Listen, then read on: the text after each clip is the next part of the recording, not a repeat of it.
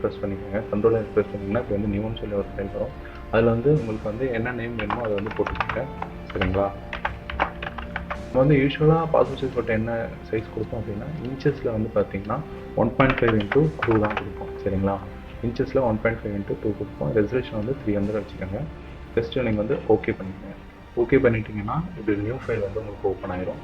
First நீங்கள் இந்த new file open ஆனதுக்கப்புறம் இந்த பேக்ரவுண்டில் பார்த்தீங்கன்னா கண்ட்ரோல் ஜே ப்ரெஸ் பண்ணிங்கன்னா டூப்ளிகேட் லேயர் வரும். இது வந்து ஒரு டூப்ளிகேட் பண்ணிக்கோங்க. டூப்ளிகேட் பண்ணிவிட்டு எம் ப்ரெஸ் பண்ணிங்கன்னா உங்களுக்கு வந்து இப்படி ஒரு செலெக்ஷன் டூல் வரும். சரிங்களா? இந்த செலெக்ஷன் டூலில் இந்த ஸ்டைல்னு இருக்கிற இடத்துல பார்த்தீங்க அப்படின்னா நார்மல் இருக்கும். அதில் வந்து ஃபிக்ஸட் சைஸ்னு சொல்லி ஒரு ஆப்ஷன் இருக்கும். ஓகேங்களா? இந்த ஃபிக்ஸட் சைஸ் கொடுத்துக்கோங்க. இதில் வித் அண்ட் ஹைட் வந்து பார்த்தீங்கன்னா பிக்சல்ஸில் 14 பாயிண்ட் கொடுத்துக்கோங்க. இது எதுக்காகனா ஜஸ்ட் நம்ம இந்த ஃபிக்ஸட் கொடுத்துட்டோம் இப்படி கிளிக் பண்ண உடனே வந்து பார்த்தீங்கன்னா உங்களுக்கு வந்து ஒரு பார்டர் வந்து உங்களுக்கு வந்து செலக்ட் ஆகும். இதை வந்து நீங்கள் இந்த கார்னரில் கொண்டு போய்க்கோங்க. ஓகேங்களா? இதுதான் வந்து இந்த கார்னருக்கும் நம்ம போட போகிற பார்டருக்கும் உண்டான கேப். சரிங்களா?